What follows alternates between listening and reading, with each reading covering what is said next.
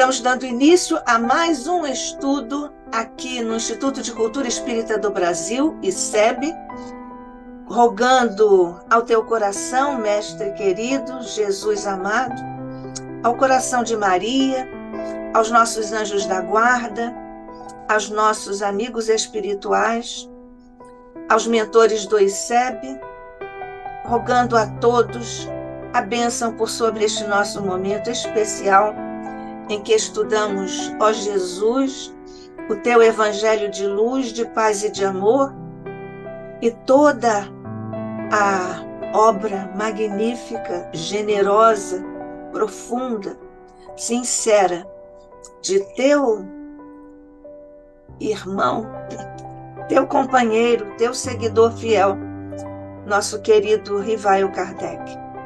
Neste instante, recebam todos eles as vibrações de nossos corações, ainda pequeninos. Mas te rogamos também, Jesus, dispensa as misericórdias de teu coração por sobre todos os nossos irmãos que atravessam duríssimas provas e expiações no planeta que amorosamente diriges. Nós te rogamos em especial nesta hora bênçãos especiais para o nosso querido irmão, amigo, companheiro Charles Kempf, que vem mais uma vez para a nossa alegria aqui no ICEB, trazer o fruto de suas pesquisas judiciosas, profundas, rigorosas, para o entendimento de todos os desdobramentos da preparação da Terra e da humanidade para o teu evangelho de luz e de paz. Fica conosco, Mestre, abençoa o nosso querido Charles e todos nós, que em ambos os planos de existência estamos juntos a acompanhar o estudo de nosso companheiro querido. Fica conosco, sob o olhar de nosso Pai, hoje e sempre. Graças a Deus. Bem, nós já estamos aqui, sabendo que hoje estamos na companhia querida de Charles Kempf, que é engenheiro formado na École Nationale Supérieure des Mines de Paris, é aposentado, teve o primeiro contato com o Espiritismo em 1986, é trabalhador no movimento espírita francês desde 1991 e internacional desde 1994. Dirige o Centre d'études Spirites Léon Denis, em Mulhouse, em França, desde a sua fundação em 1997. Foi membro do Comitê de Organização do 4º Congresso Espírita Mundial em Paris, em 2004. Foi membro da Comissão Executiva do Conselho Espírita Internacional, de 2004 a 2016. É secretário-geral do Conselho Espírita Internacional, de 2012 a 2016, e responsável pela coordenadoria da Europa do Conselho Espírita Internacional, de 2007 a 2018. É membro do Movimento Espírita Francófono desde 2014. Membro do Comitê de Redação da Revue Espírita, membro do Grupo de Trabalho da Enciclopédia Espírita, ex-presidente da Federação Espírita Francesa de 2018 a 2022, pesquisador sobre a história do Espiritismo e Allan Kardec, membro do Conselho Administrativo do Mouvement Spirit Francophone, do Comitê de Redação da Revue Espírita, e só isso, ele trabalha muito e ainda faz pesquisas profundas em benefício da divulgação da doutrina espírita e de todos nós. Hoje ele vem nos falar sobre os apóstolos do Espiritismo em França depois de Kardec. Vamos começar com ninguém menos do que o grande filósofo, poeta da doutrina espírita, Léon Denis. Obrigada, Charles, mais uma vez. Estamos todos ouvidos. Muito obrigado, Nádia. Muito obrigado também ao ICEB por essa oportunidade, né? de podermos dividir alguns achados, né, traços da vida desse grande apóstolo que foi Leon Denis, né, entre os outros, né, que veremos também nos meses seguintes, né. Leon Denis foi realmente, né, parafraseando Emmanuel, né, com respeito a Herculano Pires, né, o metro que melhor mediu Kardec, né? E ele tinha um profundo entendimento de Kardec e realizou realmente um trabalho imenso, né, em prol do espiritismo na França, como veremos hoje, né? Então, esse segundo slide mostra, né, o nascimento de Leon Denis, que foi 1º de janeiro, nasceu no dia do ano de 1846, ou seja, já passaram agora 178 anos desse nascimento, né? Em 1846, Rivai não tinha ainda adotado o pseudônimo de Kardec, né? Para situar assim, mais ou menos no tempo, né? E ele era então 42 anos mais jovem do que Kardec. E ele realmente, o grande trabalho que ele realizou, né, foi de escrever livros e dar conferências, né? E os livros que ele escreveu já com uma linguagem, vamos dizer assim, 50 anos mais jovem do que a de Kardec, né? Uma linguagem um pouco mais contemporânea e uma linguagem um pouco mais prosaica, né? A prosa que Kardec escrevia perfeitamente bem, né? Mas de maneira muito rigorosa, assim. Leon Denis era mais assim poético, né? Colocava frases, usava imagens, assim, né? É um estilo que, no caso, né? Com um pouquinho mais doce, né? Passa melhor junto aos leitores, né? E foi isso realmente, quer dizer, ele mudou um pouco a forma, né? Atualizou também o conteúdo com todas as pesquisas que aconteceram desde a partida de Kardec, né? Mas sempre ficou extremamente fiel, né, à base da doutrina, né? Foi Leon Denis, uma das características dele, mesmo que ele não citava assim tanto Kardec, ele citava e cada vez citava elogiando bem e não tem assim pontos, né, onde ele diverge da filosofia espírita tal como foi codificada por Allan Kardec. E, vamos dizer assim, o fato de ele ter sobrevivido, né, mais de um meio século a Kardec, fez que ele abordou muitos temas, né, que continuam extremamente atuais, né? Os espíritos na codificação tinham repetido, eu não contei, mas são centenas de vezes, né? Que os piores defeitos, né, que mais prejudica a evolução do ser humano e, por conseguinte, das sociedades humanas, é o egoísmo e o orgulho. E vejam lá o que Leon Denis fala do egoísmo, né, qual ele dedicou aquele capítulo 46 do livro Depois da Morte, né, que é intitulado O Egoísmo. Ele nos diz que o egoísmo é irmão do orgulho e procede das mesmas causas, é o egoísmo e o orgulho. É uma das mais terríveis doenças da alma, o maior obstáculo aos aperfeiçoamentos sociais. Por si só, neutraliza, torna estéreis quase todos os esforços do homem para o bem. Assim, combatê-lo deve ser a preocupação constante de todos os amigos do progresso, de todos os servidores da justiça. E eu coloquei aqui algumas imagens assim mais contemporâneas, né, ilustrando o egoísmo, né, que continua sendo esse problema hoje, né? O dia que realmente o egoísmo e o orgulho desapareceram da Terra, vão desaparecer muitos conflitos, muitos problemas. Podemos ver qual é a causa, né, dos conflitos atuais, da Rússia contra a Ucrânia, né? Porque o cidadão que preside a União Soviética, a Rússia hoje, né, pensa que o sistema que ele vê para o mundo é aquele que deve prevalecer, e não o sistema de outros, né, ocidentais ou outros, né? E um país, né, que era da antiga União Soviética, né, mostrando o movimento, né, na direção assim de mais liberdade, de mais democracia. Pronto, ele não aceitou, né, porque pensa que o sistema dele deve prevalecer, né? Você vê que por trás disso, né, pelo menos por trás daqueles mandantes, né, dessa guerra, existe o egoísmo. O que está acontecendo hoje em Israel e Palestina? É alguma coisa semelhante, né? Um querendo tirar, dominar o outro, né? Colocando ele, espremendo ele, né?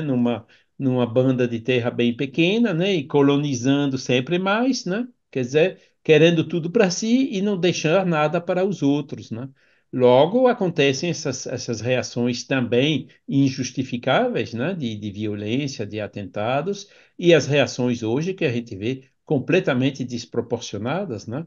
Nas quais a gente não pode deixar de pensar, né, que há um interesse pessoal, né, do atual presidente de Israel em se manter lá no poder, né, sabendo que se ele deixar o cargo, né, ele pode ser processado, etc., né, como era antes de aceder novamente a esse cargo, né, e enquanto tiver a guerra, né, ele se sente de uma certa maneira protegida. Quer dizer, se realmente for verdade isso, né, é uma caricatura do egoísmo, né? E eu vou até mais. Aqui na França, né, tem muitas pessoas, né, que, inclusive, tem partidos políticos extremistas, né, que exploram o egoísmo das pessoas, das massas, né? Fazem até medo a eles, né? Manipulando eles desse jeito para dizer não, o país tem que ser nosso, tem que colocar os imigrantes para fora e, enfim, utilizando, né? Atiçando, né? Estimulando o egoísmo das massas, né? A pessoa que não reflete, né? Cai na armadilha e acaba votando por pessoas extremistas desse jeito, né? Quer dizer, como a gente vê, né, ainda esse egoísmo e o orgulho, né, prejudicando a humanidade, e eu citei alguns exemplos, mas isso é no mundo inteiro, né? Enquanto que, né, se a gente segue o modelo natural, né, que existe no mundo espiritual, quem deveria nos dirigir devia ser aquele que alia a inteligência e a bondade, né? Aquele que tem inteligência espiritual, né? Esse novo indicador se chama o QS agora, né? Complementário do QI, né? E do QE, né? O quociente intelectual e o quociente emocional. Agora tem o quociente espiritual, né? São esses que deveriam nos dirigir. Infelizmente, a gente não chegou ainda aí. Mas nós estamos aqui na França, é um país democrático, nós votamos, no Brasil também, né? Então vamos refletir antes de votar, né? Bom, algum candidato mostrando assim sinais de orgulho e de egoísmo, melhor achar outro, se tiver, né? Porque isso ainda é outro problema, né? Então a gente vê perfeitamente Leon Denis mostrando, né, as causas de todos os problemas que a gente tem hoje, né? As causas daquilo que fica segurando a Terra no mundo de expiação e de provas, né, impedindo essa ave, né, querendo subir para o mundo de regeneração, né, de descolar, né? Fica segurando pelas patas a ave, né? É o orgulho, o egoísmo e todas as consequências deles, né, que são o materialismo, o ateísmo, assim por diante, né? Por isso que nós espíritas, né, temos um belo exemplo em Leon Denis, né, na nossa obrigação, né, de divulgar o paradigma espiritual, né, de mostrar essas coisas, né, para ver se aos pouquinhos as consciências acordam e que se reduza esse egoísmo, esse orgulho, né, para desenvolver as virtudes opostas, né, que são a fraternidade, que são a humildade, que são o altruísmo, né? A benevolência e assim por diante. Mais uma de Leon Denis. Os remédios, né? Como é que a gente pode mudar isso? Eu acabei de comentar um pouco, né? Divulgando esses valores da filosofia espírita, por exemplo. E Leon Denis diz: acreditou-se por muito tempo ter feito bastante difundindo a instrução. Como a gente vai ver daqui a pouco, ele foi um dos fundadores da Liga do Ensino lá em Tours, né?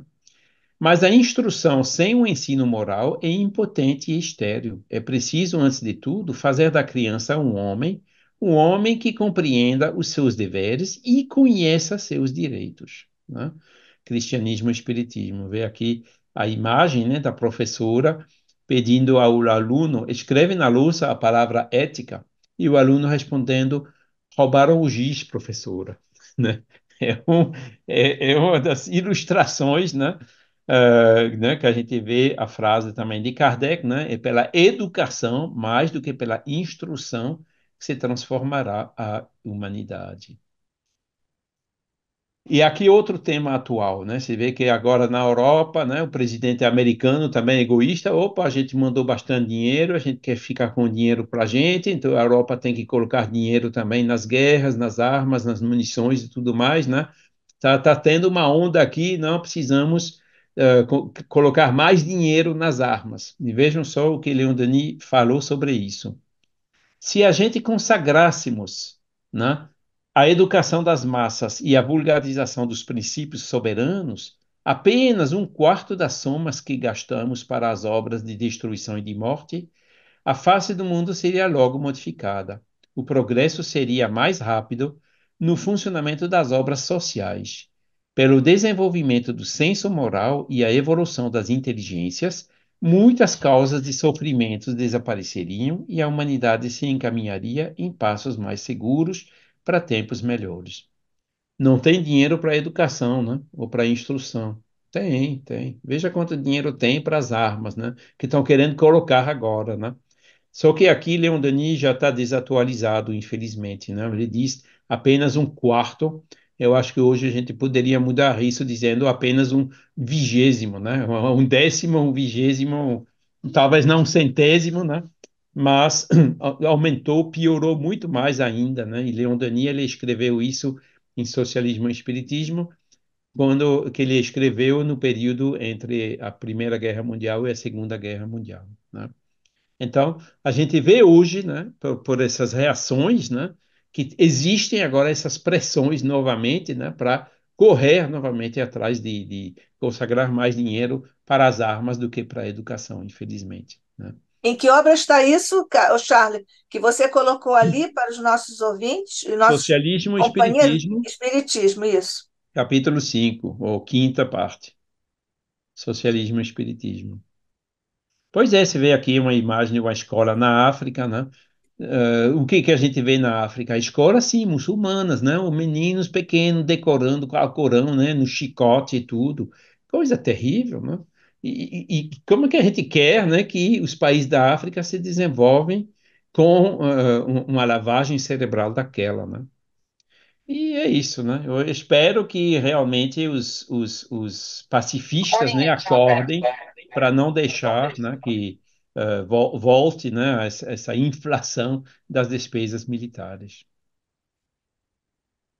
E Leon Denis insistindo também na reforma pessoal, né? Qual é a nossa tarefa em tudo isso, né? O Estado Social não sendo em seu conjunto, senão o resultado dos valores individuais. E importa, antes de tudo, obstinar-nos nessa luta contra nossos defeitos, nossas paixões, nossos interesses egoístas, né? Cada um, né? Se a gente quer mudar o mundo, vamos nos mudar a nós mesmos primeiro, que é o jeito mais fácil, mais rápido. Enquanto não tivermos vencido o ódio, a inveja, a ignorância, não se poderá estabelecer a paz, a fraternidade e a justiça entre os homens, e a solução dos problemas sociais permanecerá incerta e precária. Já a gente pode antecipar aqui, né, que o dia que realmente a gente consegue, né, reduzir essas paixões, esse egoísmo e substituí-lo pelo altruísmo, pela fraternidade, acho que qualquer sistema social, seja lá que a gente chama de direita, de esquerda, vai funcionar, né? Até as leis podem ser simplificadas, né? Porque hoje as leis existem para quê? Para punir aqueles que infringem a lei, principalmente, né? Mas se ninguém infringe a lei, mais não precisa mais de leis, as coisas caminham para uma situação mais simples, né? Isso nos dá também um antigosto, né, de que será esse mundo de regeneração, né? Continuando também, né? O amor salvará o mundo. Seu calor fará derreter os gelos da dúvida, do egoísmo, do ódio, e enternecerá os corações mais duros, mais refratários. Problema do Ser do Destino, capítulo 25. E vê aqui essa pequena imagem, né? Desculpe, está em inglês, né? How to Change the World, como mudar o mundo, né? Aí tem todo mundo xingando e um lá que fica sozinho, né? Que manda um coraçãozinho. E o pessoal xingando mais forte ainda, né? E o outro mandando um coraçãozinho também, né? Aí, entre esses que xingaram, tem um que começa a duvidar, né? Também pensa no coraçãozinho. Logo, ele fica excluído pelos outros, né? Que ficam continuando xingando, né? E eles persistindo no amor, né? E logo outros duvidam, né? E o último, mais refratário, né? Depois de tempo, também acaba sendo arrastado pelo amor. Essa é a grande lição que Jesus nos deu, né? Amai a Deus acima de tudo e ao próximo como a ti mesmo, né? É a lei do amor que resume os evangelhos, né? Que ele nos legou. E Leon Denis que expressa isso da forma poética dele. Então, vamos um pouco na biografia dele. Nasceu em Fougue, né? A gente já viu, 1846. Fica perto de Nancy. Aqui eu coloquei um mapa da França à direita, né? Vocês vê aquele sinaizinho vermelho, né? Fougue fica lá no Lorena, né? No nordeste da França. E o pai dele era Joseph Denis e a mãe Anne-Lucie Pauline Liouville. O pai era originário daquela região e a mãe era originária de umas dezenas de quilômetros no departamento da Meuse, né? E Fug fica perto do Rio Mosa, né? É uma bela cidadezinha, né? Que, como não fica muito longe de eu moro, né? Cada vez que eu tenho oportunidade, é uma paradinha lá, né? Vocês vê a rua, né? Que subindo com a igreja, e aqui é a rua principal. E essa casa que a gente vê aqui na foto de direita é a casa onde ele nasceu, né? O prédio ainda é aquele daquela época. E outra coisa interessante é que o Rio Mosa, né, que Fug fica no Vale do Rio Mosa, tem outros ilustres representantes que nasceram lá, né? Podem ver que aqui esse primeiro é a casa de Leon Denis, né, o alfinete amarelo, né?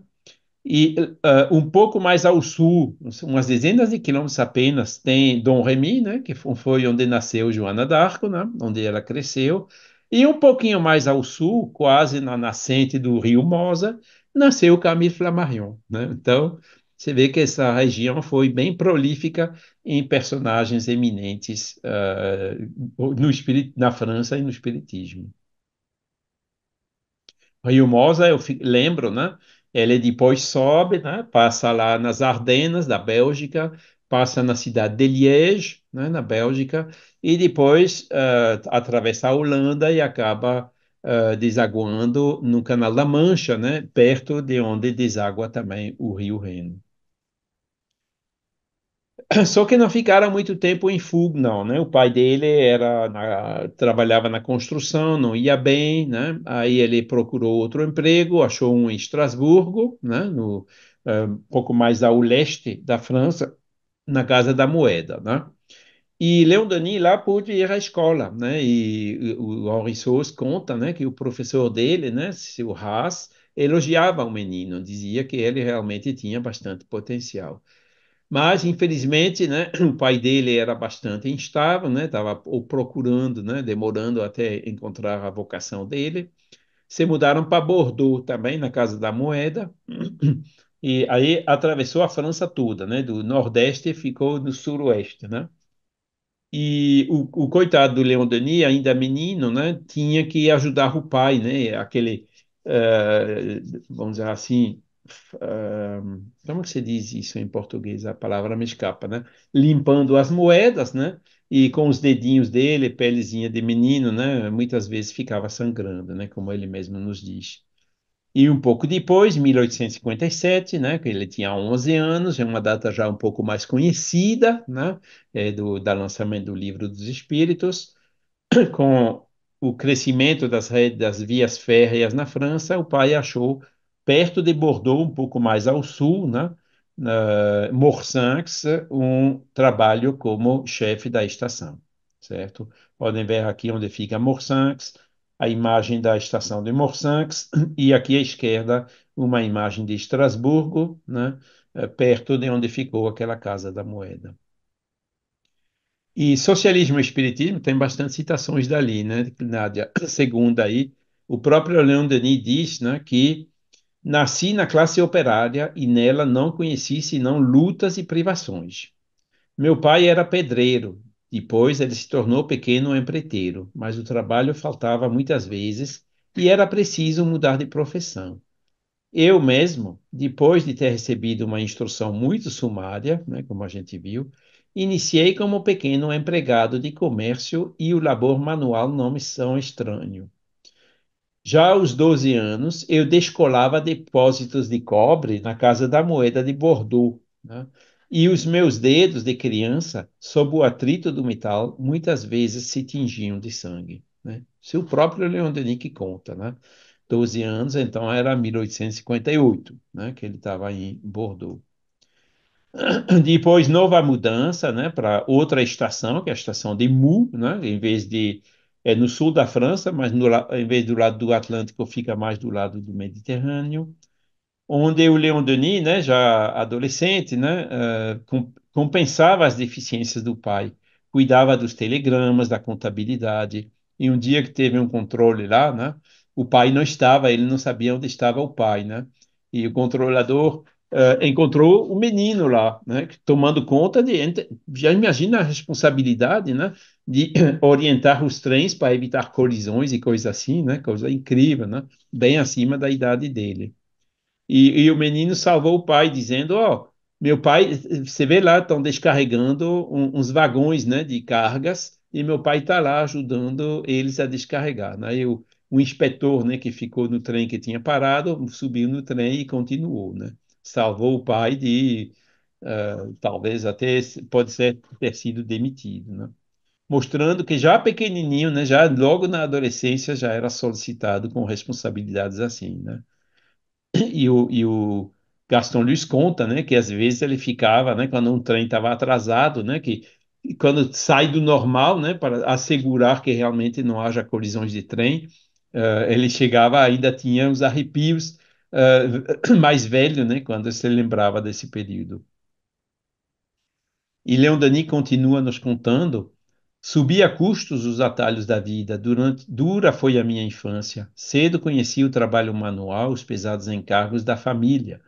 Mais tarde, em minha carreira de propagandista, muitas vezes me feri nas pedras do caminho. Fui mordido pelas serpentes do ódio e da inveja. Aí a gente vê, né? A infância de Leon Denis foi complicada, né? Os períodos também de Hippolyte Rivail também foram complicados, né? A infância de Flammarion também foi complicada, né? E muitos desses apóstolos, né, realmente escolheram provas, né, difíceis, né?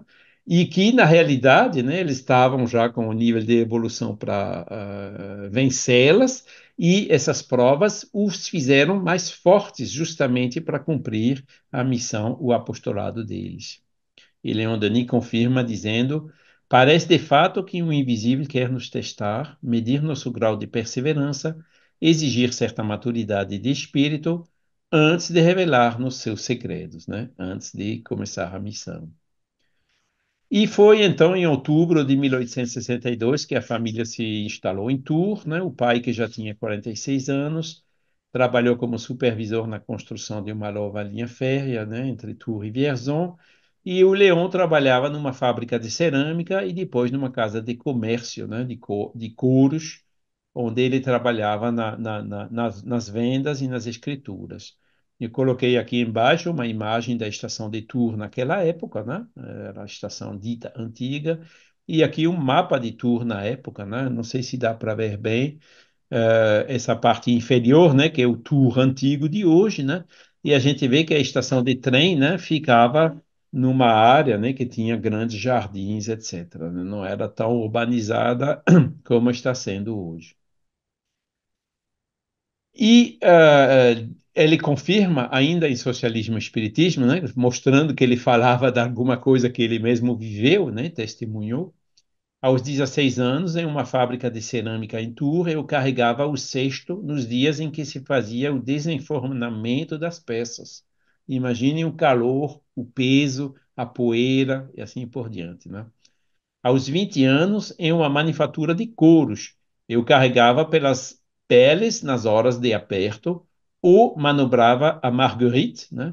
Grosso instrumento de madeira que serve para amaciar os couros. Obrigado durante o dia a ganhar o meu pão e dos meus velhos pais, eu consagrava muitas noites aos estudos, a fim de completar minha ligeira bagagem de conhecimento, e daí data o enfraquecimento prematuro da minha visão. Na época era vela, né? Não tinha ainda luz elétrica e nem gás, né? Pouco gás.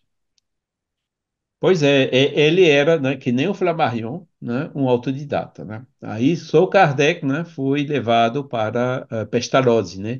Os pais se sacrificaram para que ele pudesse ter uma educação assim, preparar ele melhor, né, para a missão dele. Ele frequentou então, né, aulas noturnas em uma escola municipal, realizou também trabalhos de cartografia, né? Tudo levava aos estudos geográficos. Era realmente uma área que interessava a ele, né? E com certeza, né, já sonhava, né, com viagens e caminhadas distantes, né, o que ele acabou fazendo alguns anos mais tarde. E ele queria comprar a Geografia Universelle de Malte Brun, vocês veem a capa aqui à direita, né? Que apareceu então, né? Que foi publicada em livretos decorados com vinhetas de Gustave Doré em 6 tomos. Só que não tinha dinheiro, né? O dinheiro dele era dado para o sustento da família, né? Então, ele é assim mesmo, né? Escondia uma parte das economias que ele conseguia fazer, das horas extras e tudo mais, né? Que a mãe, infelizmente, né, para ele, descobriu, né, deu um destino mais imediato, né, mostrando, assim, né, a dificuldade, né, material em que passava a família. Né. O menino quebrou o barato do menino, né, pelo menos naquela hora. E aqui a gente também, em Tours, teve censos, né, da população. E, interessantemente, né, a gente encontra procurando ali, né, você vê aqui Denis Joseph, né, employé de chemin de fer, né, Denis Pauline, né, Pauline era o nome de uso da mãe dele, né, que chamava Anne-Lucie, sa femme, né, e Denis Léon, né, empregado, né, que tinha na época 20 anos, né, em 1866, e ele morava em Cais do Canal. Eu estou colocando aqui embaixo também um novo mapa de Tours, né, onde a gente vê uma cidade velha de Tours está escondida aqui acima, a gente vê a estação de trem, aqui à direita, hoje tem autoestrada lá, mas antigamente era um canal que ligava o rio Cher ao rio Loire, né? E o Cais do Canal, então, eu coloquei aqui em amarelo, né? As ruas, né? Perto daquele canal onde a família morou naquela época, certo? E Leon Denis conta, né, em termos assim de desenvolvimento filosófico dele, né, que ele já havia passado pelas alternativas da crença católica e do ceticismo materialista, né, caiu de um extremo para o outro, né, mas em nenhum lugar encontrei a chave para o mistério da vida. E ele continua: eu tinha 18 anos quando, por volta de 1864, né, passando um dia na rua principal da cidade, vi na vitrine de uma livraria o Livro dos Espíritos de Allan Kardec. Comprei e li com avidez, secretamente de minha mãe, que desconfiava muito das minhas leituras. Detalhe engraçado, ela havia encontrado o meu esconderijo e, por sua vez, estava lendo esse livro na minha ausência. Vejam só, né? Ela se convenceu, como eu, da beleza e e grandeza desta revelação. Na verdade, sempre coloquei a lógica e a razão acima do testemunho dos sentidos, que é, ao meu ver, o modo mais inferior de conhecimento. Então, a gente vê aqui várias informações, né? 18 anos, quando ele leu o Livro dos Espíritos, né? Se convenceu da grandeza e da beleza desta revelação, né? E que então ele chegou ao espiritismo pelo estudo, pela compreensão, mais do que pela fenomenologia, né? E segundo a informação, a mãe dele também se convenceu, né? Ele e a mãe, então, aderiram, né, a essa filosofia.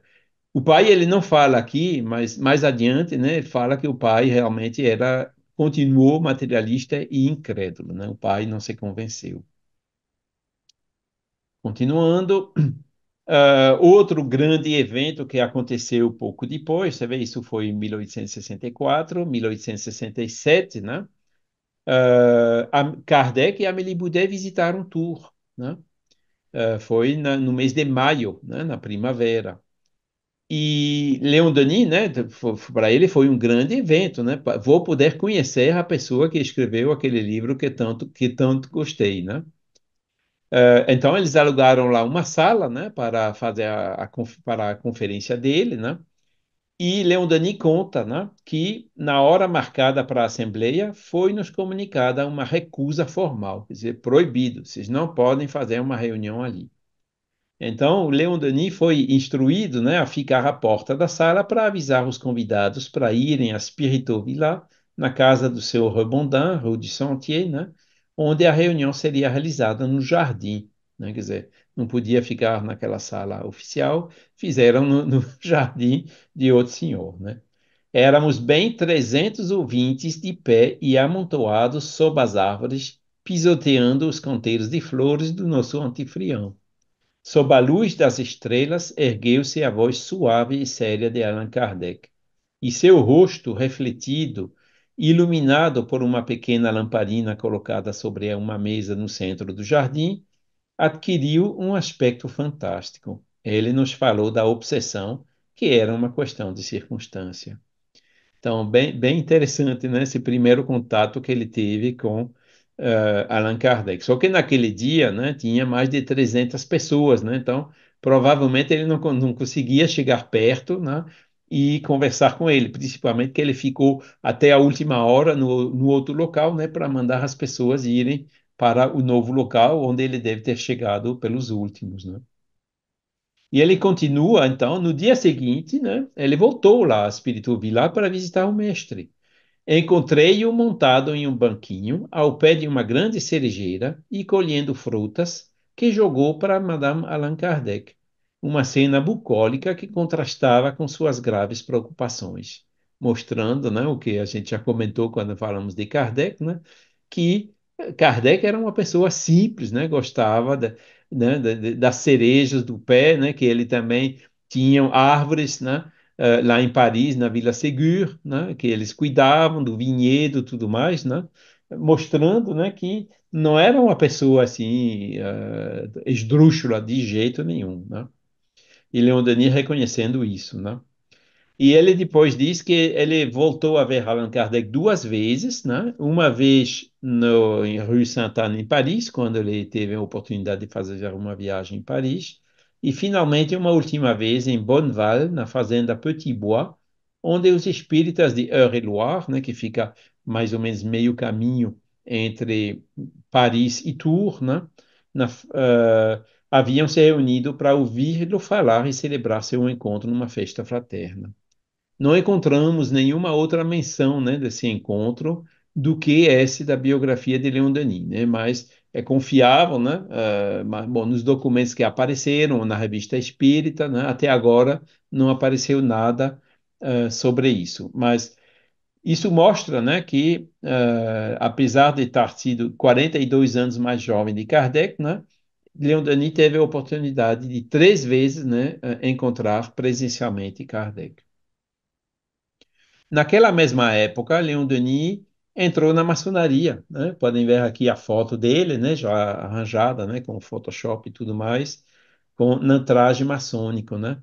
E o nosso querido Eduardo Carvalho Monteiro, né? Quando ele foi lá para Tours, na loja dos Demófilos, né? Que abriam as portas e os arquivos, ele encontrou facilmente, né? Então, o registro, né? Mostrando, né? O ingresso dele em 26 de outubro de 1868, né? Então era, como podem ver, né, Kardec ainda vivo, né, mas nos 6 últimos meses da vida de Kardec, né, que ele se tornou maçom.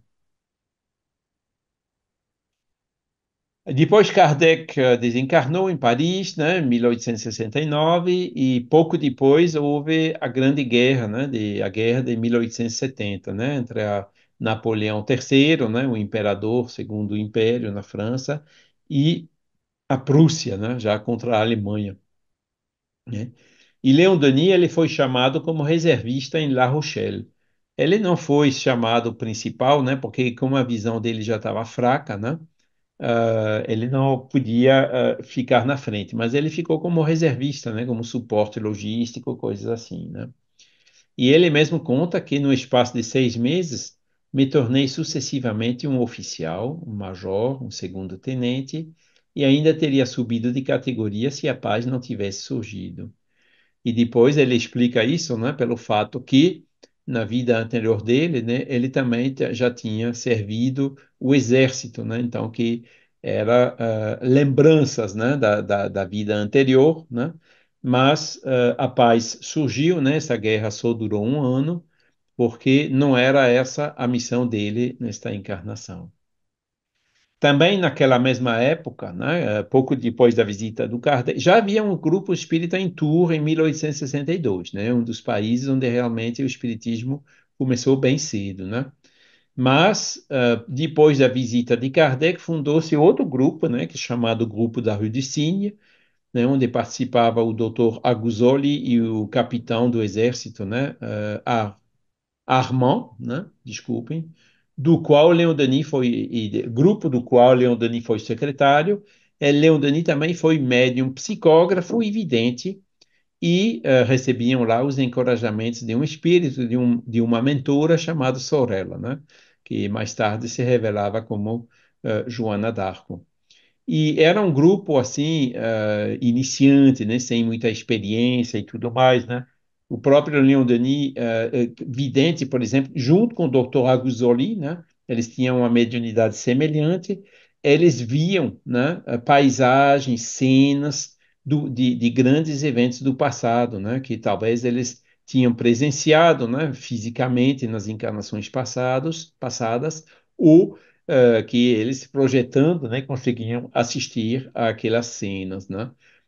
E também na experimentação não era assim tão séria, né? E Leon Denis escreveu depois, né? Aprendi ali como é perigoso entrar em experimentação espírita sem preparação, sem proteção efetiva, e esses exemplos me deixaram cauteloso, né? Ou seja, já foi reforçando, né, a experiência dele na experimentação espírita. Ainda em Socialismo e Espiritismo, ele nos diz: depois da Guerra de 1870, compreendi que era preciso trabalhar com ardor para a educação do povo, educação que a gente já comentou, né? Com este fim e o auxílio de alguns cidadãos devotados, né, lá na loja dos Demófilos, principalmente, né, havíamos fundado em nossa região a Liga do Ensino, na qual me tornei secretário-geral. Foram criadas bibliotecas populares, né, na cidade de Tours e nas pequenas cidades na região, né, e se iniciaram em pouco, por toda a parte, séries de conferências. Então, foi ali também que Leon Denis começou a dar conferências, né? Isto para demonstrar que sempre guardei o contato com as classes trabalhadoras, que partilhei de seus cuidados, de suas aspirações para o progresso, né? O ideal dele que foi se construindo. Tornei-me muito interessado no movimento cooperativo e por muito tempo recebi, a título gracioso, né, os livros de um grupo de operários cordoeiros reunidos em um empreendimento comum. Aqui recebi, manteve, né, ele manteve esses livros, fazia a contabilidade para eles. Então a gente vê ele bastante ativo, né, nessa área de educação, nessa liga do ensino. E interessantemente é que agora, né, com a digitalização crescente, né, de livros, de jornais até, né, tem um jornal de Tours chamado L'Union Libérale, né, que vocês já podem encontrar gratuitamente lá na Retro News, né, que é um website ligado à Biblioteca Nacional da França. E procurando lá dentro, eu fiquei surpreso, abismado de ver quantas informações a gente achou sobre essa Liga do Ensino e sobre Leon Denis, né? E, inclusive, artigos escritos pelo próprio Leon Denis no jornal, né? Que ele era secretário, né? Então ele comunicava com esse jornal, né? E mostrando também os nomes das outras pessoas que estavam ali, né? E à direita, né, um dos documentos que a gente achou lá nos arquivos de Tours, né, que você vê uma carta, né, do Dr. Bell, né, que era o prefeito da cidade de Tours, depois se tornou deputado ou senador, né, e com todos os outros, né, e aqui você vê L. Denis, né, a assinatura dele aqui no meio dessa carta, né? Mostrando, é uma prova, né, dessas atuações, né? Você vê aqui Mairie de Tours, né, no cabeçalho da carta, né? Documento super interessante, né, que confirma né, na loja dos maçons, tá, provavelmente vários deles também eram maçons, né? É pena que o Eduardo não está mais, né, para continuar essas pesquisas, né? Mas que essa Liga do Ensino foi provavelmente, né, estimulada por aquele grupo dos demófilos. Inclusive, num desse jornal, existe uma descrição da história da fundação da Liga, escrita por Leon Denis. É um artigo bem grande que explica todos os detalhes, né, que sofreram oposições, né, no início da Terceira República, né, que o regime ainda não era tão liberal assim, né, fundou em 72, mas só foi em 76, 77 que ela realmente pôde renascer e se desenvolver. E Leon Denis conta essa história toda. Quem tiver interessado, né, já transcrevi os textos em francês e eu posso enviar sem problema. Ou se quiser, querendo os originais, também podemos enviar. Naquela mesma época, naquele mesmo período, né, a década de 1870, né, lembrando, nascido em 1840, ele tinha 30 anos, né, mais ou menos. Ele viajava bastante pelo trabalho, né? Primeiro na região de Tours, né? Depois mais longe, né? Ele voltou para Lorena, onde nasceu, né? Normandia, Bretanha, Périgord, Auvergne, né? E também no estrangeiro. Ele passou em Londres, na Suíça, na Córcega, na Lombardia, na Itália, né? Na Argélia e na Tunísia. E uma só grande viagem que ele fez foi final de 76 até início de 77, né? E eu listei aqui todas as cidades que ele visitou, né? Da França, da Suíça, da Itália, né? Da Córcega, depois a Argélia, né? Ele foi até a Cabilha, né? Depois a Tunísia, né? Voltou para Malta, Sicília, Nápoles, Roma, né? Quer dizer, viagem realmente muito grande que ele fez. E interessantemente é que naquele mesmo jornal que eu citei, vocês encontram ele contando das viagens, né? O que foi que ele viu, a mentalidade do povo, eram artigos assim bem populares naquela época, né? Nos jornais, né? E alguns deles foram escritos por Leon Denis, né? Depois dessas viagens. Fez outras viagens também naquela mesma época, né? Quer dizer, ele era representante comercial, né? Da Casa Pilet, né? Dos couros, que dava essa oportunidade de viajar.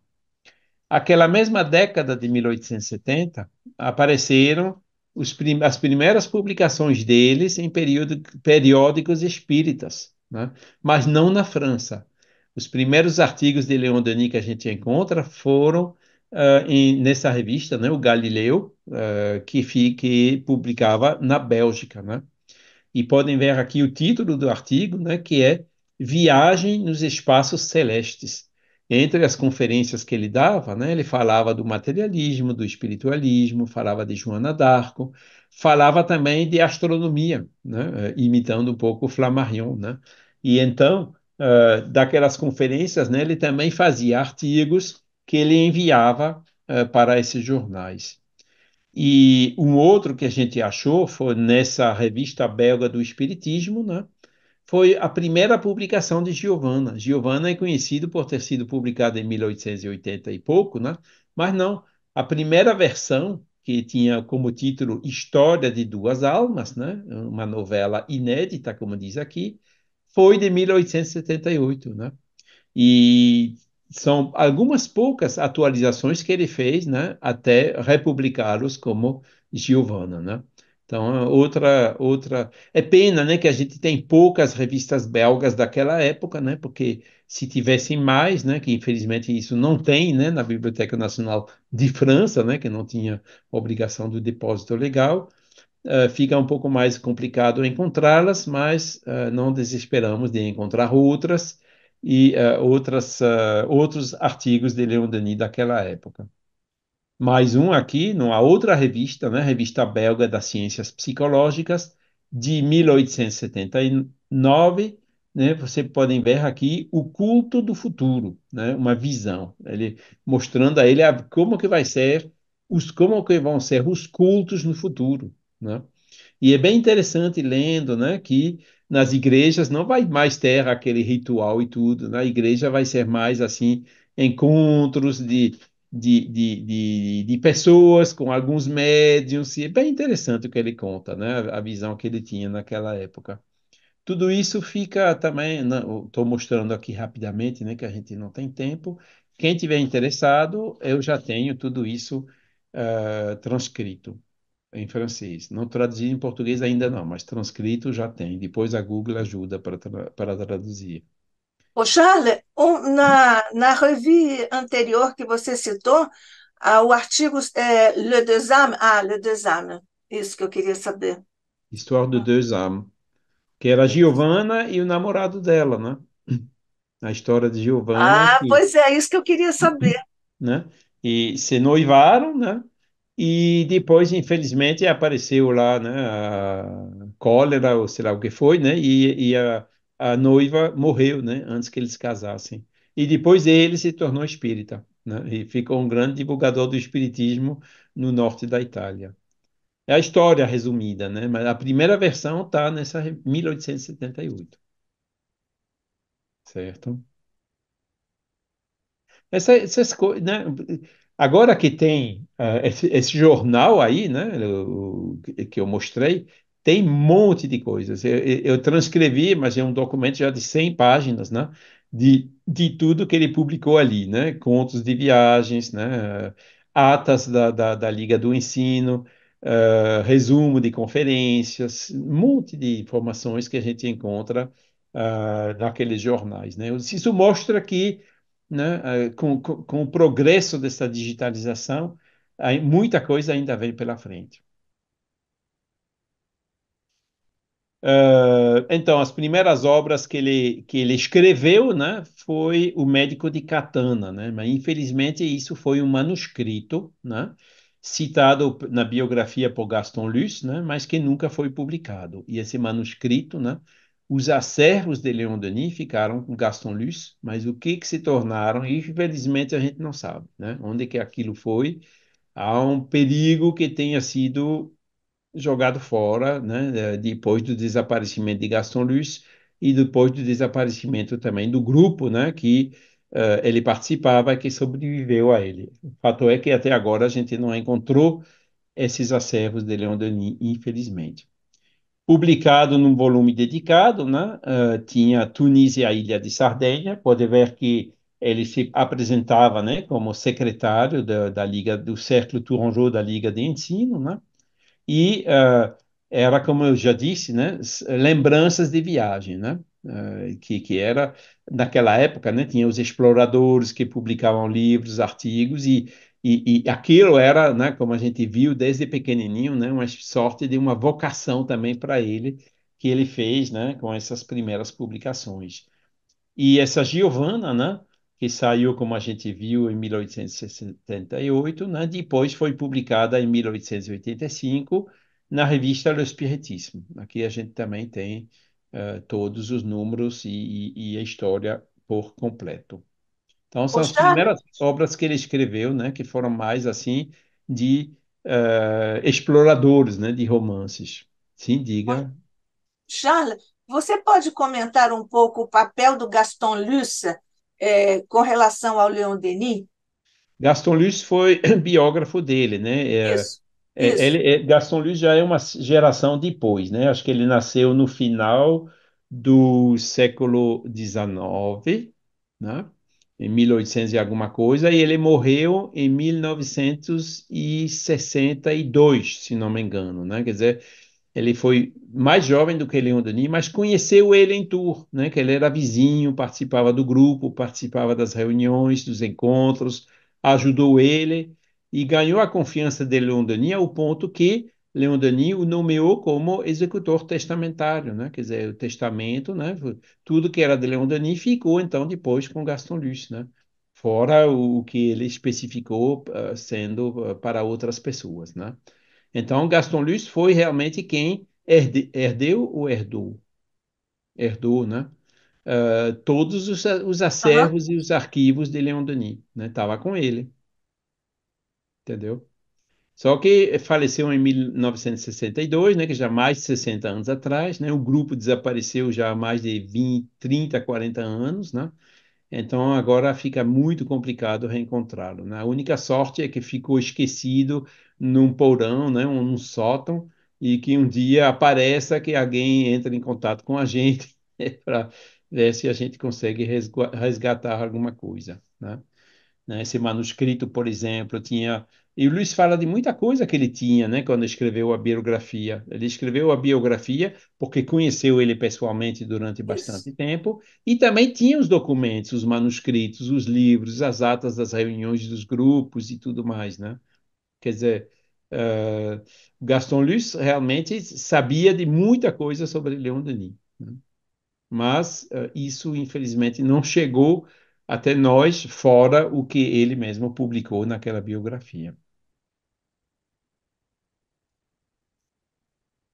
E o Leon Denis, ainda em Socialismo e Espiritismo, ele admite, né, que naquela época, né, de 1870 até 1880 e pouco, né, eu não tratava ainda publicamente de questões espíritas, né, embora ele já tinha sido convencido em 1864, né, quando leu o Livro dos Espíritos.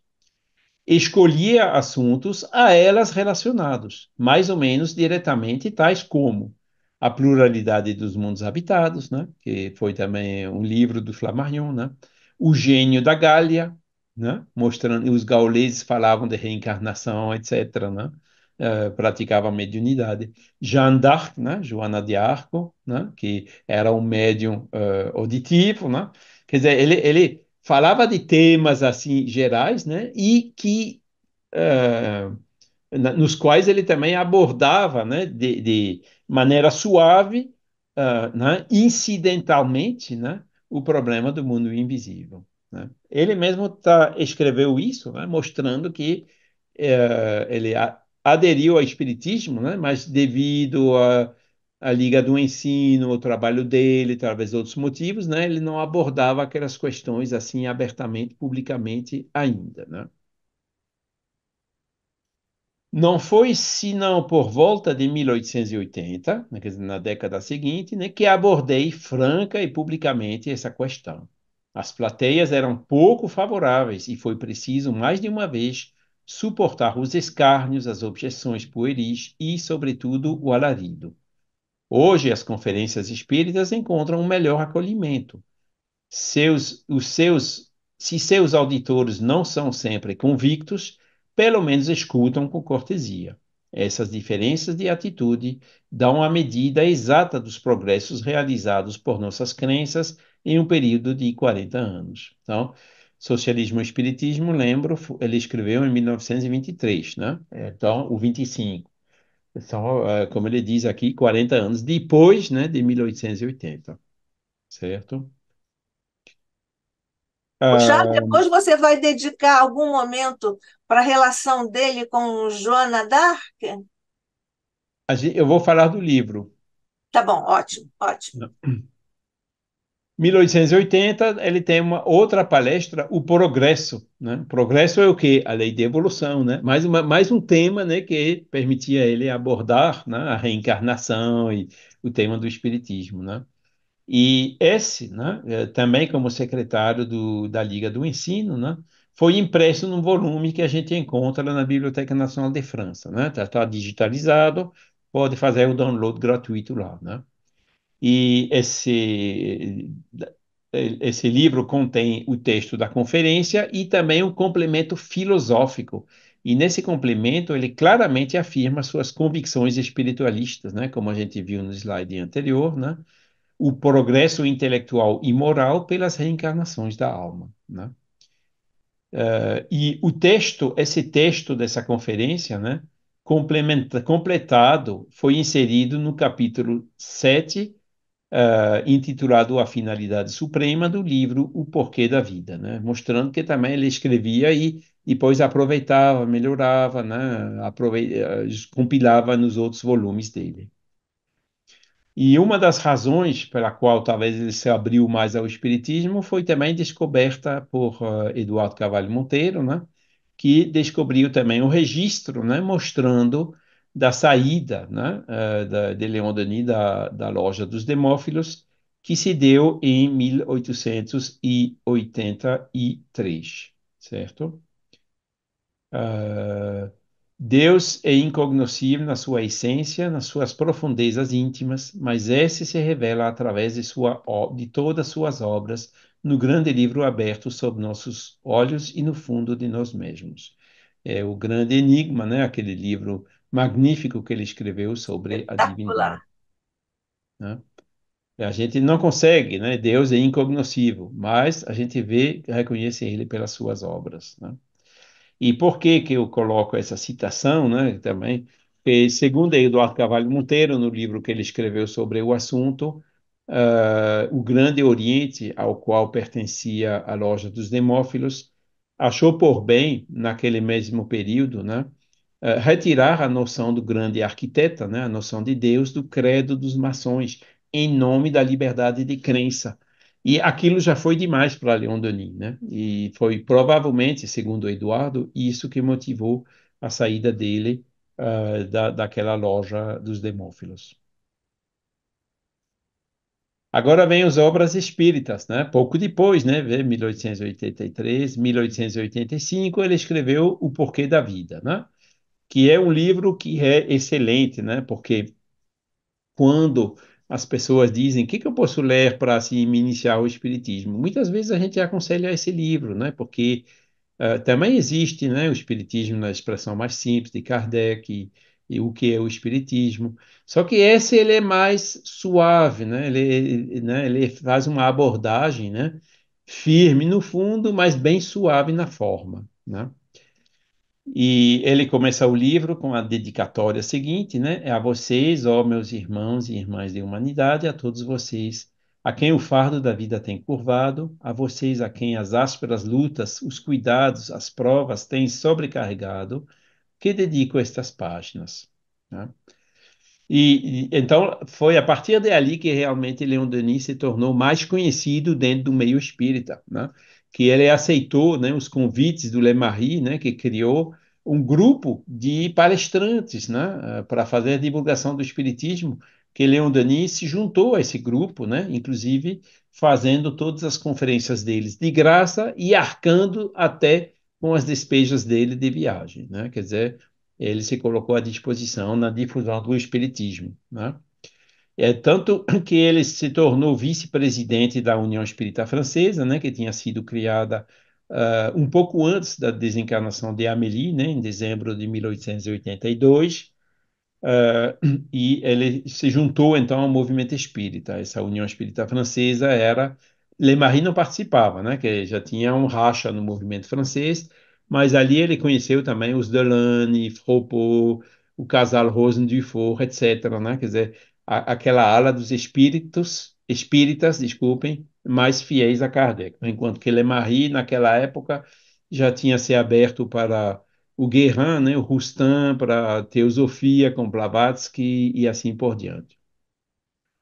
1889 foi o segundo Congresso Espírita Internacional em Paris, então Leon Denis participou e fez várias improvisações calorosas, né, como está escrito aqui, né, tomou a palavra mais de 30 vezes e aí ficou conhecido não somente no movimento espírita, mas também no movimento espiritualista, não somente na França, mas também no estrangeiro, né. Ele já era conhecido na Bélgica, né, pelas publicações dele, como a gente viu, né, mas aí se encontrou com os espanhóis, com os latino-americanos e os outros que estavam lá, né, naquela oportunidade desse congresso em Paris. E foi então a partir dali que realmente se intensificou as conferências, né? O Gaston Luce fez um inventário das conferências e ele achou mais de 600, né? Quer dizer, não são tantas como o Divaldo, né? O Divaldo fez mais. As condições também hoje não são, na época do Divaldo não eram as mesmas do que Leon Denis, né? Mas mesmo assim, né, 600 conferências é um marco bastante impressionante, né? E, naquela mesma época, ele fundou também o grupo da Rue du Rempart, né, que foi o grupo que ele mesmo dirigia, né, que já dirigido com mais força, né, mais segurança, mais experiência, mais conhecimento, né? E o mentor dele, então, né, Jerônimo de Praga, e a mentora, né, do grupo, que era o Espírito Azul, né, aquela que tinha se comunicado como Sorella, né, que é fora o espírito da própria Joana de Arco. E foi então em dezembro de 1890 que ele publicou o primeiro livro de grande porte, né, que é Depois da Morte. Em 1891 já foi a quarta edição, né, quer dizer, um sucesso imediato, né, inclusive com revisão e aumentos, né. E esse livro realmente fez que ele ficasse conhecido não somente no movimento espírita espiritualista, mas também no público em geral, né, porque foi um livro, né, depois da morte, né, com um título bastante neutro, né, que teve um alcance, né, um público muito mais largo, né? Quer dizer, ele ficou conhecido realmente como escritor e eu não estou colocando aqui todos, né, mas muitas análises, assim, elogios que foram feitos e publicados em diversos jornais, não só de Paris, mas também da França toda. E ele começa o livro, né, com essa dedicatória aos nobres e grandes espíritos que me revelaram o mistério augusto do destino, né, a lei do progresso e da imortalidade, cujos ensinamentos reafirmaram em mim o sentimento da justiça, né, o amor pela sabedoria, o culto ao dever, cujas vozes dissiparam minhas dúvidas, suavizaram minhas preocupações, as almas generosas que me sustentaram na luta, me consolaram nas provações, elevaram meu pensamento até as alturas luminosas onde reside a verdade, eu dedico esta página, né? Vê que falando grandes espíritos de almas, etc., né? Um livro claramente espiritualista, né? Depois da morte, né? A sobrevivência da nossa alma. Naquela época, né? Procurando ainda nos censos, né? A gente achou ele, né? Ele morava numa rua 81 Rue de l'Alma. E eu me lembro quando fui a tour com o Eduardo Carvalho Monteiro, ele estava louco para encontrar essa rua, né? O GPS que eu já tinha na época, né? Encontrou, mas era uma rua assim bem perdida, bem pequena, né?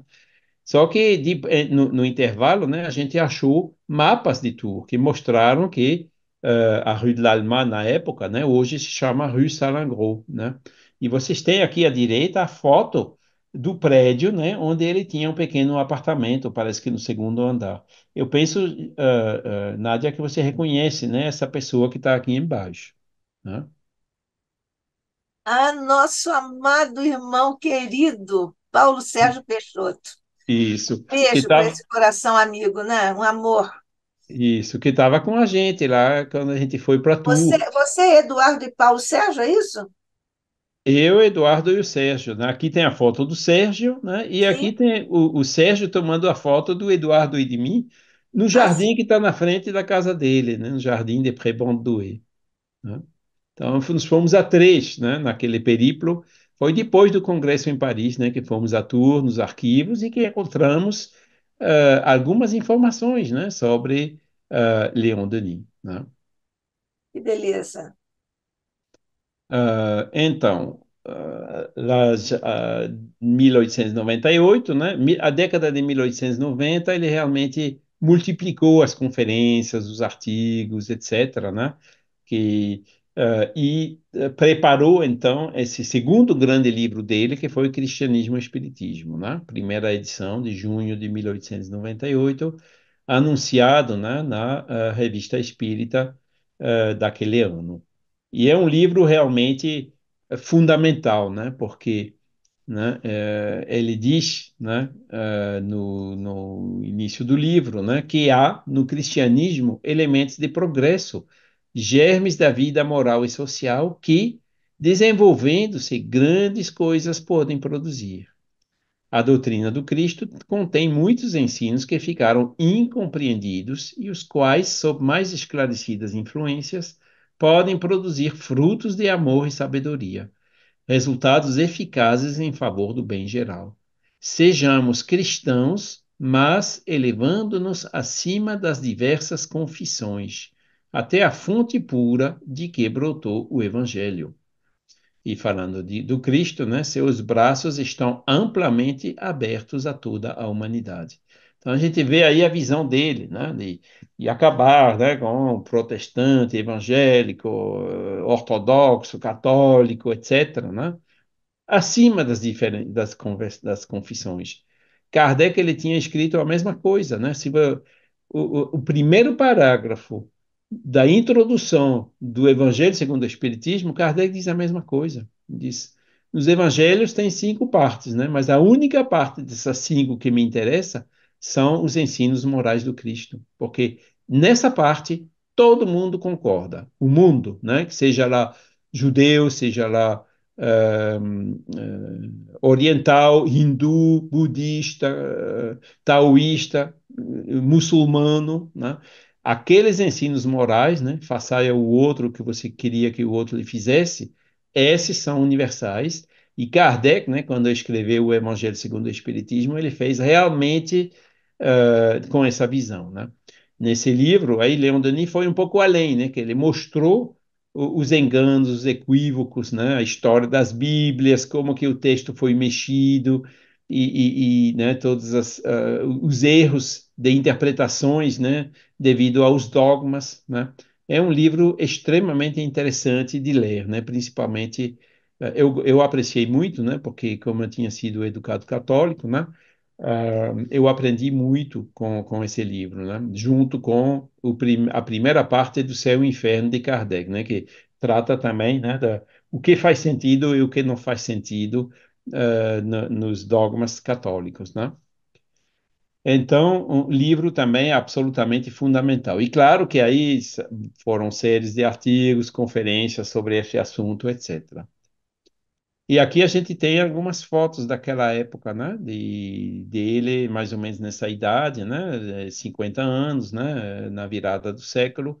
E, inclusive com a mãe dele, né? Que era já bem velhinha, né? E ela faleceu bem no início do século XX. Continuando, alguns dos documentos, né, que a gente encontrou lá com Eduardo em Tours, né? Você vê aqui a assinatura dele, né? 81 Rue de l'Alma, né? E aqui uma carta que ele escreveu em 1901 para o prefeito, solicitando a autorização para dar uma conferência, né? E documentos como esse a gente tem bastante.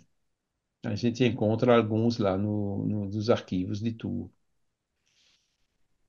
No Invisível, quer dizer, o livro dos médiuns, né, de Leon Denis, Espiritismo e Mediunidade, né, saiu em 1903, né, anunciado também na Revista Espírita e na Revista Científica e Moral do Espiritismo, né, que foi a terceira obra de grande porte, então, que ele escreveu, né, depois de a quarta obra espírita em geral, né. Continuando, vou acelerando um pouco, que o tempo voa. O Problema do Ser e do Destino, 1908, né? Que foi 50 anos da Revista Espírita, né? Cinquentenário. Eu acho que o livro maior dele, né? De maior porte, mais fundamental, né? Sobre essas questões filosóficas básicas, né? Quem somos, de onde vimos, para onde vamos, por que que existe o sofrimento, né? Ele fala de tantos assuntos assim que são difíceis, né, que ele realmente desenvolve com muita propriedade nesse livro, né, que acho que é bem conhecido e apreciado no Brasil também. O livro Joana d'Arco só veio em 1909, né? Ele já vinha fazendo conferência há muito tempo, né? Mas acabou, né, compilando num volume dedicado em 1909, né? também escreveu alguns artigos antes, né, na Revista Espírita, e o livro no início do ano, e o livro saiu no final daquele ano, né? Outro livro super conhecido. Ô, Ah, Charla, sim. você tem alguma informação direta sobre uma relação entre Leon Denis e Jeanne d'Arc em encarnações anteriores? Ahm, Isso é uma boa pergunta. Ahm, eu, assim, de maneira explícita, não, né? Que ele não fala, né? Ele fala de Joana d'Arco realmente, né? Como uma das maiores idealizadoras, né? Desse ideal céltico, né? E também, né? Que teve essa missão grandiosa de salvar a França, né? Ele apresenta realmente Joana d'Arco, né? Com essa versão oficial da história, né? Porque existem outras versões da história dizendo que Joana d'Arco não existiu, que foi uma filha bastarda de um rei de Isabeau de sei lá quanto, né? De uma rainha e tudo mais, né? Mas, bom, são essas coisas da história, né? O importante de Joana d'Arco, bom, é o que ela fez, né? É o fato que ela foi médium vidente e ouvinte, né? E né, todo mundo na França fala de Joana d'Arc, aquela que ouvia vozes, né? Então, abre uma brecha para a gente entrar e dizer, tá vendo? A mediunidade, né? E exatamente o que Leon Denis fez, né? Joana d'Arc, o médium. Eu penso que eles, provavelmente, acho que bom, Joana d'Arc uma categoria acima de Leon Denis, né? Sim, Mas é possível, né, que ele, como espírito ainda relativamente simples, né, a tenha conhecida numa das existências passadas, né? Leon Denis ele fala que nas primeiras encarnações ele foi na época do celtismo, né? Que foi o quê? justamente deu essas sementes, né? De mediunidade, de reencarnação desse ideal céltico, né? Que ele desenvolveu, né? Mas pelo que eu me lembro, ele não fala explicitamente de uma reencarnação assim junto com Joana d'Arco, né? Ela assistindo ele como espírito, sim, né? Isso sim. Mas Sim. de terem vivido junto, pelo que eu saiba, não. Na mesma relação com o Jerônimo de Praga, né?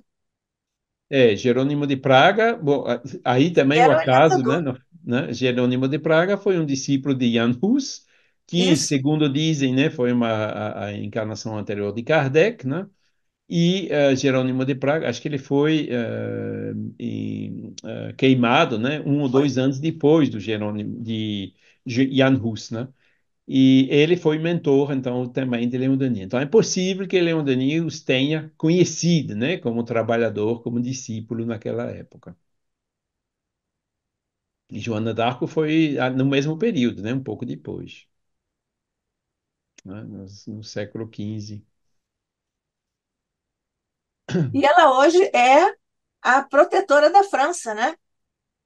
É um dos espíritos né, dos mentores, vamos dizer assim, do país, né? No Brasil tem o Ismael, né?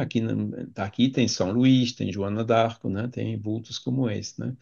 Inclusive, no Mundo Invisível e a Guerra, Leon Denis, ele fala, né, da influência de Joana d'Arco até nos casos complicados, né, repetindo um pouco a história, né, salvou a França da invasão inglesa naquele período fraco, né, do reino de Charles X, e quando foi o perigo da Primeira Guerra Mundial, ela também estava ali, né, inspirando tanto os generais, os dirigentes militares, do que os soldados, né? Segundo Leon Denis nos escreve, né? Segundo as informações que ele mesmo recebeu, inclusive do espírito de Joana d'Arco, né? Por psicografia, durante essa Primeira Guerra Mundial.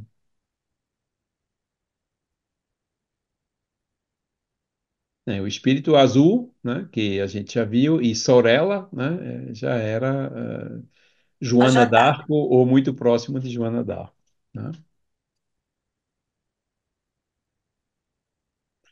1911, O Grande Enigma, né, que ele escreveu, né, que ele teve essa inspiração, né, quando ele estava passeando numa praia lá do sul da França, né, o espírito que o inspirou. Escreva um pequeno livro falando de Deus, né? E ele fez, né? Que é esse aqui. É um pouco menorzinho o livro, né? Mas bem, ahm, Mas é assim, grande, né? É um pequeno grande livro, né?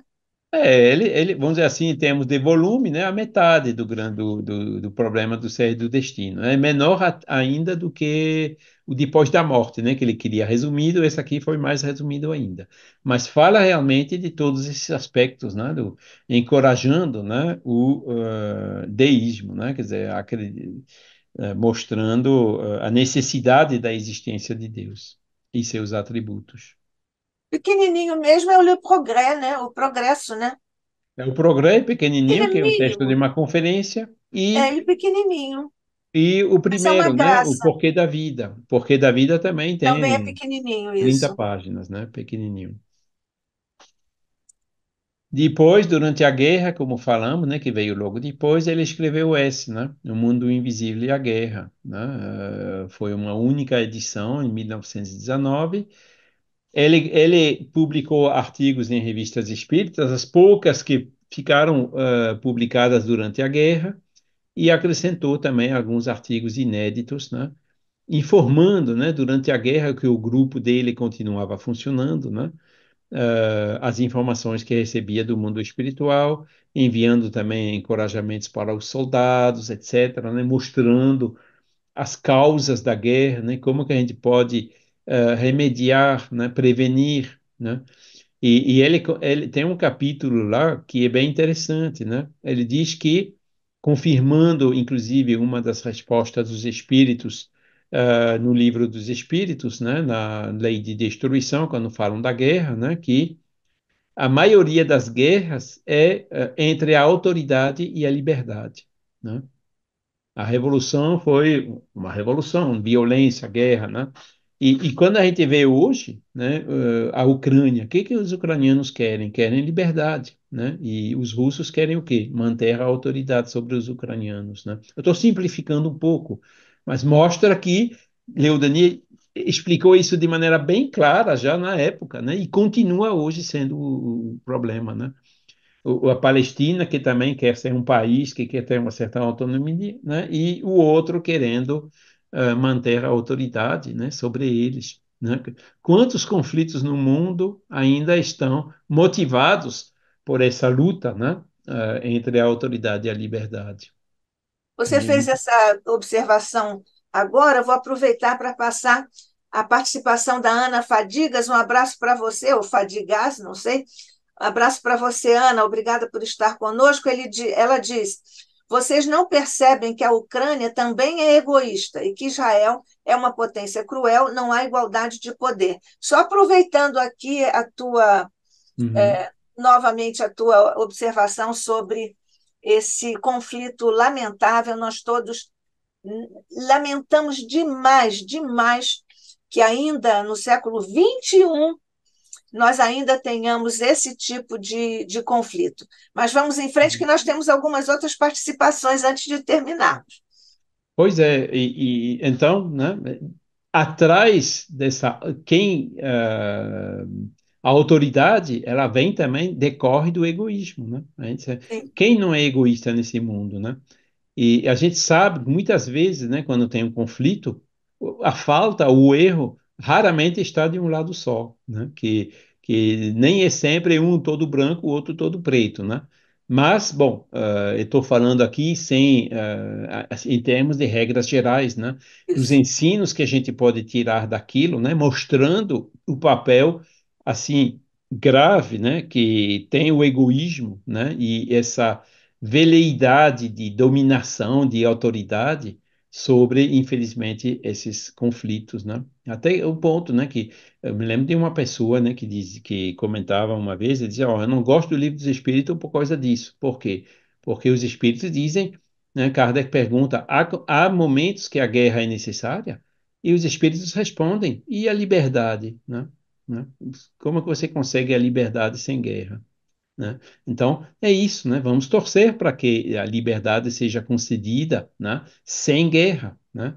Que a gente deixar cada um, né? Se escolher o que ele quiser, deixar o livre-arbítrio de cada um, quer escolher um modelo diferente, né? Bom, são essas medidas que a gente tem que tomar e encorajar, né, para que a gente possa trazer a nossa contribuição, né, para reduzir essas dificuldades e esses problemas. Aí o tempo voa, né? Então, acelerando mais uma vez, o endereço dele naquela época, né, tinha saído da Rue de l'Alma, né, quando a mãe morreu, se instalou na Place des Arts, né, que hoje se chama Place Anatole France, que aí já morando sozinho, né? E foi ali, né, que ele faleceu. Socialismo e Espiritismo, que eu citei várias vezes, foi em 1924, eu disse erradamente 23 ou 25 antes, né? Foi 24. Super interessante, né? Já havia acontecido a Revolução Bolchevique, né?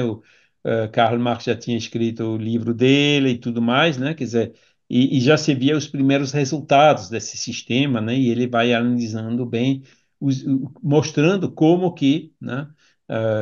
O fato de querer impor uma igualdade não condiz com as leis naturais, né? Devido a essas diferenças de evolução, né? Que existem no nosso mundo. 1925, ele presidiu o Congresso Espírita Internacional em Paris, pode ver aqui a linda foto dele, né, já com 81 anos, né, 79 anos, desculpem, né, e ali você vê a mesa, né, ele está no centro, né, e à esquerda dele, né, tem o Arthur Conan Doyle e a esposa, né, que participaram desse congresso, né, e o próprio Arthur Conan Doyle elogiando, né, o papel de Leon Denis, e a mais bonita homenagem que ele fez foi ele traduziu o livro Joana d'Arco, né, para o inglês, traduzido por Arthur Conan Doyle.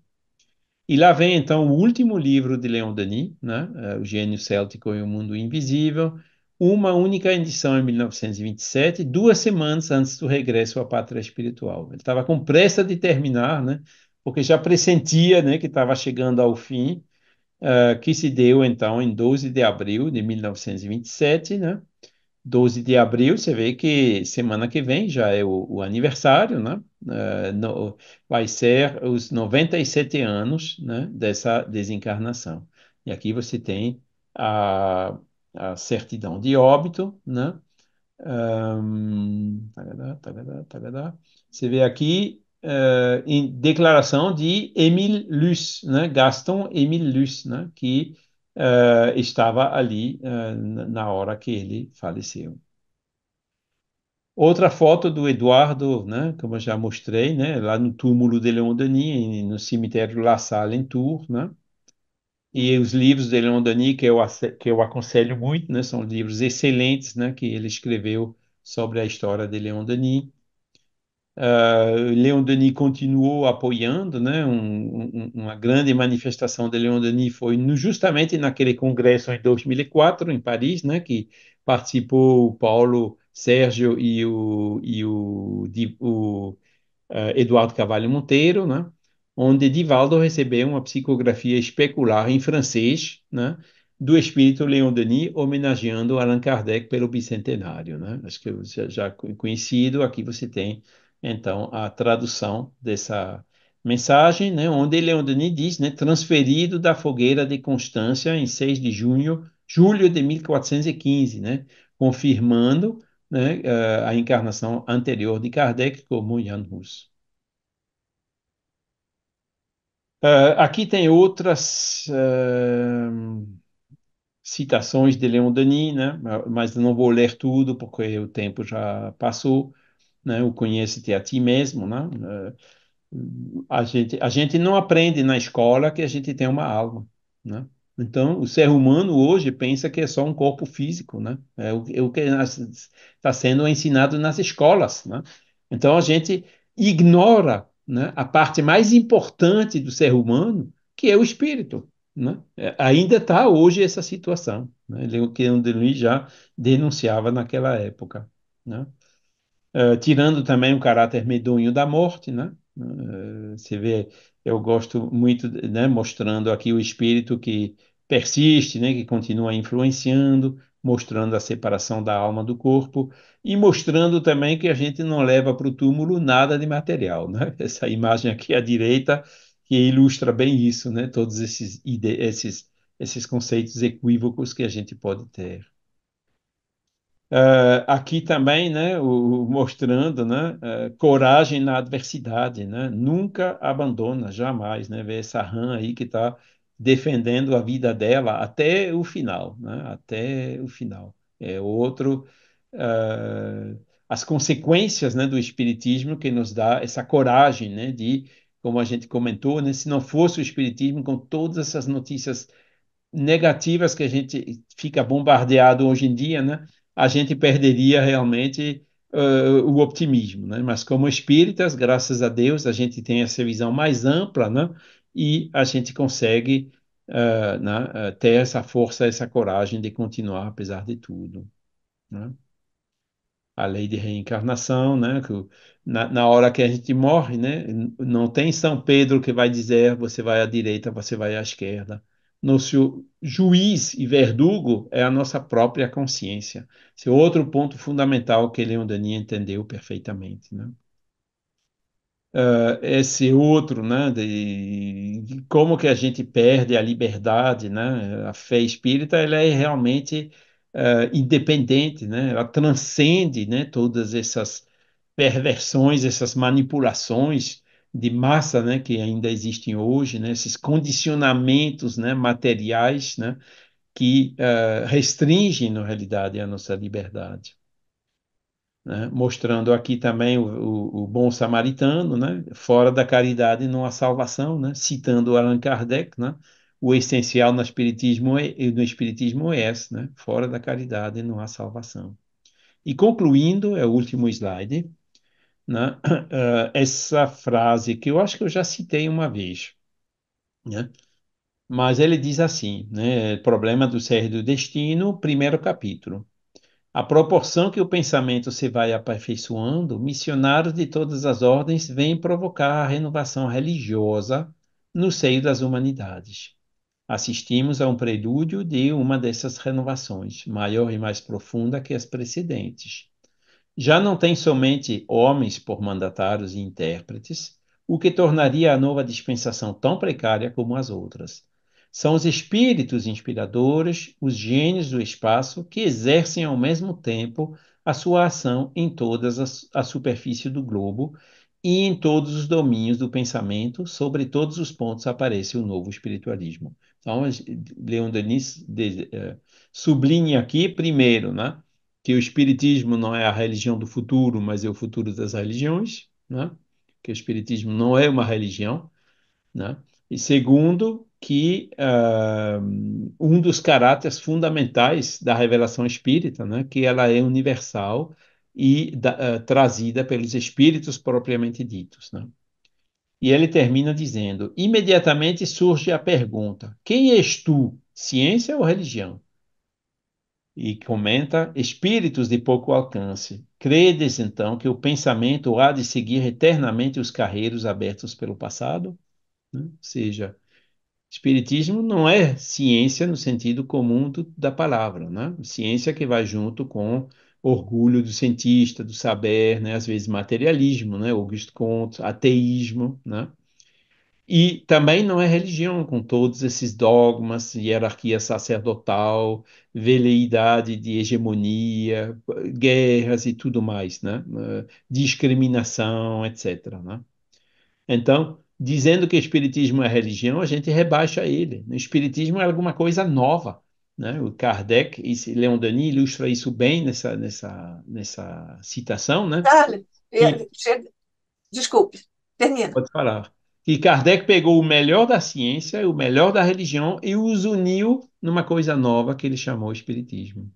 Virou meu mantra, porque o espiritismo não é ciência pura, é ciência do ponto de vista do método, e também não é religião no sentido estrito do termo. O espiritismo é filosofia espiritualista, está lá no frontispício de O Livro dos Espíritos. As Exatamente. pessoas dizem hoje que o espiritismo é ciência, filosofia e religião. Isso não está de acordo com, Não. inclusive, a revisão dos espíritos orientadores da humanidade ao trabalho de Kardec. Frontispício Exatamente. de O Livro dos Espíritos. Exatamente, né? Da religião, né? Lá no primeiro parágrafo da introdução do Evangelho, Kardec diz: só me interessa os ensinos A morais. moral, E esses são universais, né? exatamente. Né? Que Por isso beleza, que hein? faltam hoje, né? Devia ter o Alcorão, segundo o Espiritismo, os Vedas, segundo o Espiritismo, né? Porque não é com os ensinos cristãos e o modelo cristão que a gente vai difundir o Espiritismo pelo mundo, né? Se você chega lá falando de Jesus no muçulmano, ele vai dizer assim: Jesus foi um profeta, né? Maomé Exatamente. reconheceu Jesus como profeta, mas Um profeta Maomé é o maior, né? último profeta e o último profeta é que tem a última palavra, É, entendeu? exatamente. Porque, inclusive, eles têm uma espécie de hierarquia de profetas, maiores e menores, e para eles, Jesus é um dos profetas maiores, mas ainda Isso. assim um profeta. E quem tem a última palavra é o último É o profeta, que era último Maomé, para entendeu? eles, isso. Então, né, é um trabalho que fez uma irmã nossa, né, muçulmana, Fátima Medjaed. Ela falou, por exemplo, da reencarnação no Alcorão. Ele diz: "Ó, veja lá na Surata da Vaca, ela mostra todas as referências do Alcorão onde fala da reencarnação. Né? Se você quer convencer um muçulmano da reencarnação, tem que ir lá no terreno dele. Dizer: ó, veja isso, o que que isso significa? Isso é reencarnação, né? E aí sim, mediunidade também, quando ele falam dos sonhos, né? Eles falam de sonhos. Isso. Quando você olha, é mediunidade, entendeu? E é assim que a gente traz eles, né, para essas leis morais universais, né? Sem coloração particular em nenhum culto em Tem particular. proselitismo, né? Isso, isso. Sem proselitismo, que é uma recomendação de Kardec, da doutrina espírita, nós não devemos fazer proselitismo, É. mas buscar pela razão isso que você está acabando de fazer, né? Pois é, e Leon Denis fez, né? Isso aqui Sim, é, né, logo no primeiro capítulo do Problema do Ser e do Destino, né? Ele mostra, né, ele vem com essa citação e mostra que ele entendeu perfeitamente bem, né, a essência mesmo do Espiritismo, tal qual foi legado pelo pelo Kardec, né, pelo exatamente. codificador. Por falar nisso, Charles, a Leia Brum, que está aqui conosco, lá do Rio Grande do Sul, sempre está conosco, obrigada, Leia. Ela diz: quanta amorosidade nesse grandioso trabalho. Ô, Leia, eu acho que a sua observação se destina tanto ao trabalho do Leon Denis, e, com sua licença, eu estendo a amorosidade do trabalho do Charles, porque o Charles tem um imenso amor nessas pesquisas que ele partilhou com o Eduardo, com o Paulo Sérgio, e ele vai partilhando com grandes companheiros, e também é a amorosidade de Charles Kempf fazendo essa. Ela está dizendo aqui que é sobre o Charles, é amorosidade. Isso mesmo, Leia. Não, mas a gente segue os passos, né? Quer dizer, Leon Denis fez, né? Você vê que a maioria das vezes eu coloco citações dele, porque sou incapaz de escrever como ele escreveu, entendeu? Então a Porque ele é gente é aqui filósofo poeta. pequenininho ao lado deles, né? De Leon Denis, de Kardec, menor ainda diante de Jesus e outros, Chico, né? É só isso, né? A gente fica divulgando, mostrando, né, a beleza e a grandeza desses vultos, desses Esses livros. apóstolos. O Emmanuel disse, está no livro da nossa querida, saudosa Sueli Schubert, o Emmanuel disse: há uma festa no céu. Por enquanto, eu estou apenas distribuindo os convites. O Emmanuel, Hum. sobre a festa no céu. Eu vou ainda dizer aqui um para Fernanda Linhares. Ela está, bom dia, amigos. Ela está lá em Floripa. Aí ela faz uma referência aqui muito engraçadinha, porque ela é nossa a companheira, ela nos assiste, nos acompanha lá na Rádio Rio de Janeiro. E em um dos nossos programas, o Debate na Rio, ela me chama de Menina Nádia, porque há uma ouvinte que sempre nos chama de meninos e meninas.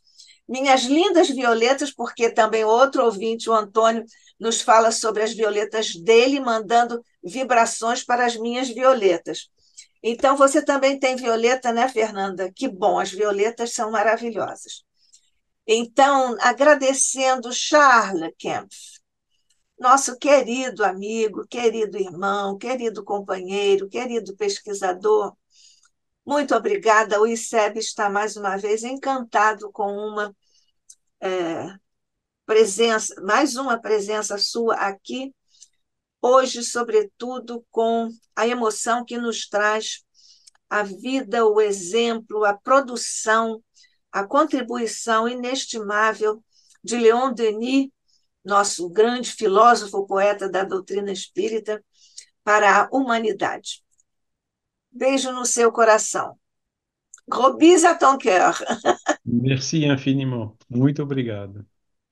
Agradecendo também a Leia, a Fernanda, a Ana Fadigas e a todos que não se mandaram aqui comunicações, não participaram através desses bilhetinhos amorosos, ambos os planos de existência. A todos eles, nosso muito obrigado do coração do ICEB. Agradecendo por isso, do nosso coração, aqui do ICEB, a ti, Mestre amado, Jesus querido, a ti, Maria, a ti, anjo guardião de cada um de nós, e a todos os nossos mentores queridos, muito especialmente por sobre Leon Denis, Mestre querido. Faz descer tuas luzes, tuas bênçãos, tuas energias e teus recursos por sobre o nosso querido Leon Denis, para que continue, a qualquer tempo, em qualquer plano em que esteja, vibrando e divulgando a mensagem de amor do teu evangelho de paz e de luz. Graças te damos, Jesus, graças te damos, Leon Denis, graças vos damos, nosso Pai querido, Deus que está em nós. Assim seja.